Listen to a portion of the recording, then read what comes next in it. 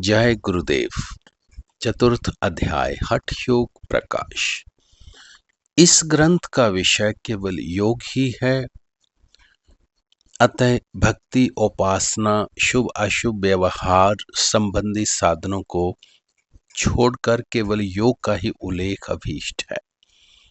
योग प्राय 4 प्रकार से माना जाता है: मंत्र, हठ, लय तथा राजयोग। जब तक शक्ति जागृत नहीं होती तब तक ये चारों योग भिन्न भिन्न होते हैं, किंतु जागृति के पश्चात इन चारों योगों का एकीकरण महायोग में हो जाता है। साधक को सवेत कभी विभिन्न प्रकार के मंत्र उच्चार होने लगते हैं तो कभी किसी मंत्र विशेष की स्मृति आने लगती है। कभी साधक हठ योग की क्रियाएं अनुभव करने लगता है तो कभी उसका चित्त अंतर्नाद में लय होने लगता है। कभी साधक का ध्यान किसी विषय विशेष में अथवा निर्विषय ही समाहित होने लगता है, अर्थात उपरोक्त चारों प्रकार के योग उसके चित्त में स्वतः ही प्रकट होने लगते हैं। इसीलिए इस योग को महायोग कहा जाता है। इस विषय पर हम पहले भी चर्चा कर आए हैं। इस अध्याय में हम केवल हठ योग संबंधी उल्लेख ही करेंगे। हठ योग अत्यंत प्राचीन, शास्त्र सम्मत एवं वैज्ञानिक है। इसके अंतर्गत आने वाले क्रियाओं को 3 भागों में विभाजित किया जा सकता है: आसन, मुद्रा एवं प्राणायाम। ये तीनों कृत्य अभिमान प्रयत्न द्वारा ही होते हैं तथा शक्ति जागृत होने पर क्रिया रूप स्वरूप अपने आप ही होते हैं तथा शक्ति जागृति होने पर क्रिया स्वरूप अपने आप ही होते हैं। उदाहरणार्थ, खेचरी मुद्रा कर्त अभिमान युक्त भी होती है। कई साधक हठ योगी निचले तंतु को कटवाकर जिह्वा को पीछे की ओर उलटकर लंबा ले जाने का प्रयत्न करते हैं। ये उपाय क्रियाओं में स्वतः होने वाली खेचरी के सामने निम्न सत्र का है, क्योंकि उसमें जिह्वा उलटकर लंबक पर तो लग ही सकती है, परंतु लंबक में से रस टपने की बात नहीं होती। वास्तविक खिचड़ी तो तभी होती है जब जिह्वा स्वयं एक पीछे उलटकर लंबक में लंबक में जा टकराए और उसमें से टपकने वाले रस को पान करे। इसी प्रकार जितने भी आसन, मुद्राएं एवं प्राणायाम की क्रियाएं हैं, ये सब प्रयत्न पूर्वक भी होती हैं तथा शक्ति की अंतर्मुखी जागृति होने पर क्रिया रूप में स्वयं भी होती हैं। आसन का अर्थ है बैठने का ढंग। जगत में 84 लाख योनियां प्रसिद्ध हैं। प्रत्येक योनि जीव के बैठने का ढंग अलग है, जिन्हें 84 लाख आसन कहा जाता है। इन आसनों में से 84 आसन ही मुख्य माने जाते हैं।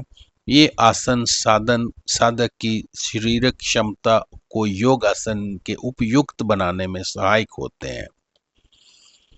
जब कर्ता अभिमान युक्त होकर इन आसनों का अभ्यास किया जाता है तब इनका मुख्य लक्ष्य अपने आप को स्वस्थ रखना होता है, जो कि आसनों का अवान्तर फल है। साधक पूर्व जन्मों में इन आसनों का अभ्यास करता आया है अथवा विभिन्न योनियों में जन्म लेता हुआ प्रत्येक योनि में बैठने के ढंग के संस्कार संचित करता आया है, जिससे उसके चित्त पर इन सभी आसनों के संस्कार संचित होते हैं। शक्ति अंतर्मुखी क्रियाशीलता होकर इन संचित संस्कारों को क्रियाओं के रूप में परिणत करती है। जब इन आसनों के संस्कार आते हैं तो साधक को विभिन्न प्रकार के आसन भी बड़ी सरलता पूर्वक स्वतः ही हो जाते हैं, क्योंकि वह अपने प्रयत्न से इन्हें नहीं करता, केवल शक्ति की क्रियाओं द्वारा किए जाते हैं ये देखता है।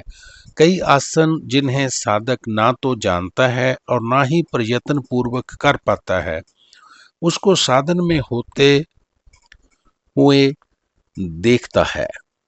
कई आसन जिन्हें साधक ना तो जानता है और ना ही प्रयत्न पूर्वक कर पाता है, उसको साधन में होते हैं और एक सिद्ध योगी की भांति वह उन्हें अनायास ही कर जाता है। साधना के अतिरिक्त साधक यदि उन आसनों का प्रदर्शन करना चाहे तो भी नहीं कर सकता, क्योंकि तब ये आसन शक्ति के किए या कराए नहीं होते। वह साधक का अपना प्रयत्न मात्र होता है।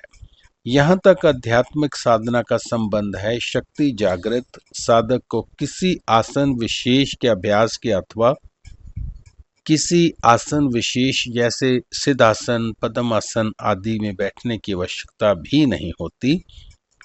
अपने शरीर को स्वस्थ रखने की दृष्टि से इस प्रकार के आसनों का अभ्यास करना आपत्तिजनक नहीं है, किंतु इस प्रयत्न पूर्वक आसन अभ्यास को क्रिया शक्ति के साधन से अलग रखना पड़ेगा, क्योंकि समर्पण युक्त एवं कर्तव्य अभिमान युक्त साधन का एक साथ हो पाना असंभव है। कृत्याभिमान युक्त आसनों को भावनात्मक स्तर पर ईश्वर की सेवा मानकर करना ही उचित है, अन्यथा ऐसे आसन अभ्यास से भी चित्त के संस्कार संचय होने की अशुद्धि आती है। मुद्रा मनुष्य के अतिरिक्त मानसिक भावों का बाह्य प्रकटीकरण मुद्रा कहलाता है। जैसे कोई व्यक्ति अपने चित्त में प्रसन्नता का अनुभव करता है तो वह आंतरिक प्रसन्नता उसकी बाहरी मुद्राओं में झलकती है। इसी प्रकार उसका दुख भी उसकी बाहरी मुद्राओं में आता है। मनुष्य के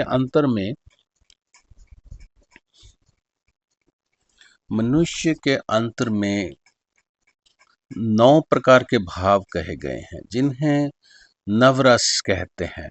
रौद्र, अद्भुत, श्रृंगार, हास्य, वीर, करुणा, भयानक, भीवता, शांत एवं 9 प्रकार के इन भावों की बाह्य अभिव्यक्तियां मुद्राएं हैं।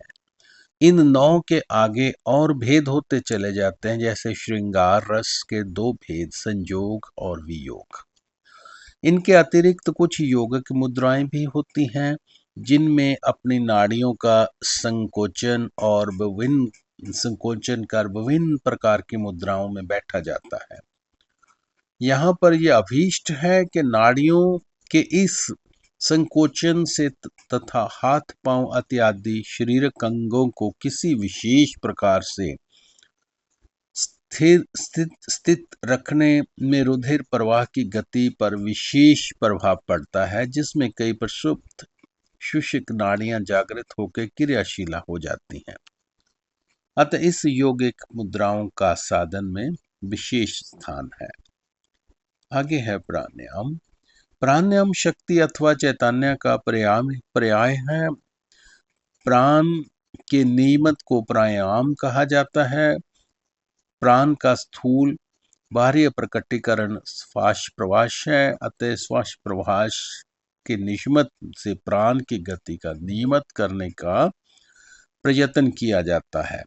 कई लोग श्वास प्रवास को ही प्राण समझते हैं, ये उनका भ्रम है। प्राण से नियमित के अभ्यास को प्राणायाम कहा जाता है, जो कई प्रकार का होता है। सबसे मुख्य कुंभक प्राणायाम माना जाता है, जिसके 2 प्रकार अंतर और बाह्य कुंभक है,